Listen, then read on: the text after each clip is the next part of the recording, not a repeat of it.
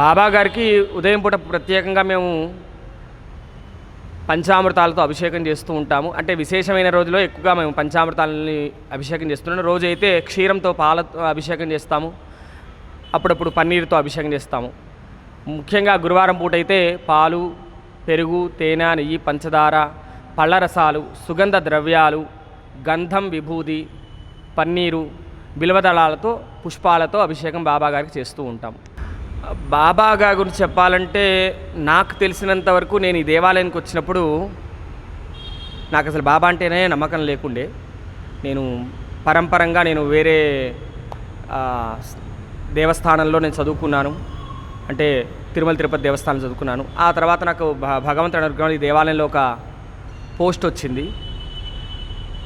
దానికి కారణము మా దేవాలయంలో ఏమన్నారంటే నిన్ను బాబా టెంపుల్లో నేను అర్చకత్వానికి నిన్ను ఉంచుతామని చెప్పారు. కరెక్ట్గా దసరా నవరాత్రిలో బాబా గారిని ఇక్కడ చిన్న విగ్రహం పెట్టుకొని ప్రత్యేకంగా అభిషేకం చేసేవాళ్ళు. అంటే నేను అంతకుముందు ఎంతోమంది సేవ చేసుకున్నారు కానీ వాళ్ళకి త్వరగా ఆ భాగ్యం కలగలేదేమో. కానీ నాకు దసరా నవరాత్రులు నెల రోజుల తర్వాత షిరిడీకి పిలుపు వచ్చింది. అది కూడా నేను వెళ్తా అనుకోలేదు, ఎవరో భక్తుల ద్వారా తీసుకొని వెళ్ళారు. బాబా దర్శనం చేసుకొని వచ్చాను. వచ్చిన రెండో రోజుకే నాకు ఎండోమెంట్ నుంచి నీవు దేవాలయంలో నీకు ప్రమోట్ ఇచ్చారు, నువ్వు ఇక్కడ అర్చకత్వం చేయడానికి అనుగ్రహాన్ని ఆ రోజు ఇచ్చారు. నాకు దాని ద్వారా నాకు బాబా అంటే చాలా ఇంకా ఎక్కువ భక్తి బాగా పెరిగి ఉండే. ఇంకోటి, ప్రతి ఒక్క భక్తుడిలో మనము చూడవలసింది ఏంటంటే విశ్వాసం. ప్రతి ఒక్క ఆయన మీద నమ్మకం పెట్టుకుంటే చాలు, ఖచ్చితంగా మనకి ఏదైనా ఆయన ఇస్తాడు. ఇంకా గురువు గురించి మనం చెప్పాల్సింది ఏం లేదు. ప్రతి ఒక్క విద్యార్థికి తెలుసు గురువు ఏమి ఇస్తాడు ఏందనేది. గురువు ఎప్పుడైనా సరే నలుగురు విద్యార్థులు ఒకే విధంగా చూస్తాడు, ఒకరికి ఎక్కువ ఒకరు తక్కువ ఎప్పుడు గురువు చూడడు. అదేవిధంగా బాబా గారు కూడా వచ్చిన భక్తులందరూ అదేవిధంగా చూస్తారు. అందరూ ముస్లిమ్స్, క్రిస్టియన్స్ అని అంటుంటారు కానీ ఆయన ముస్లిమ్స్ కాదు, క్రిస్టియన్ కాదు, ఒక మనిషి. ఆ మనిషి అందరినీ దగ్గరికి తీసుకొని ప్రేమగా చూసుకున్నాడు కాబట్టి ఆయన దైవంగా అందరూ భక్తులు భావిస్తూ ఉంటారు. అంతే తప్ప వేరే ఏమీ లేవు. మనిషి అనేవాడు ఎప్పుడైనా సరే మనసులో మతాలు, కులాలు అనేవి పెట్టుకోకూడదు. అందరూ సమానమే. ఈ భూమి మీద పుట్టిన ప్రతి వాళ్ళు అందరూ సమానులే. కాబట్టి ఎవరూ మనసులో ఏ మనస్పర్ధలు పెట్టుకోకూడదు. అందరం గురుని ధ్యానిద్దాము.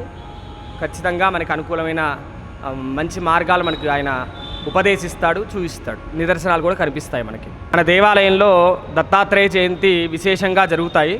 ప్రత్యేకంగా బాబా గారికి ఇక్కడ అభిషేకం చేస్తాం. కింద దేవాలయంలో దత్తాత్రేయ స్వామి కొలువై ఉన్నారు.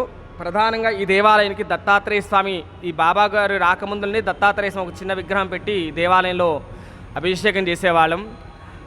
అదేవిధంగా ఆయన ద్వారా ఈ దేవాలయంలో బాబా టెంపుల్ ఇక్కడ ఆవిర్భావం అయింది. 2024 2వ తారీఖు మే నెలలో జరిగింది ప్రతిష్ట.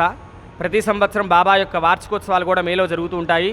దత్తాత్రేయ జయంతి రోజు బాబా గారికి అభిషేకం, కింద దత్తాత్రేయ స్వామికి అభిషేకం విశేషంగా చేస్తూ ఉంటాము.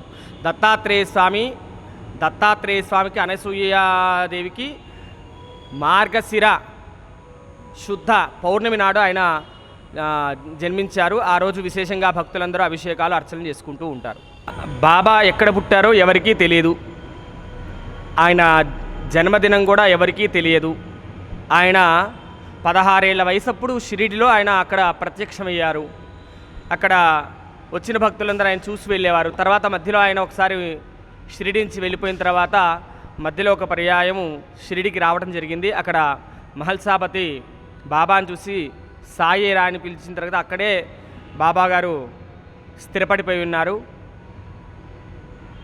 అక్కడ ఉత్సవాలు, చందనోత్సవాలు, తర్వాత శ్రీరామనవమి కార్యక్రమాలు మొదలు కార్యక్రమాలన్నీ కూడా షిరిడీలో జరుగుతూ ఉండేవి. తక్షశిల మీడియా ఛానల్ ని సబ్స్క్రైబ్ చేయండి, లైక్ చేయండి, షేర్ చేయండి. తక్షశిల మీడియా ఛానల్ ని సబ్స్క్రైబ్ చేయండి, లైక్ చేయండి, షేర్ చేయండి.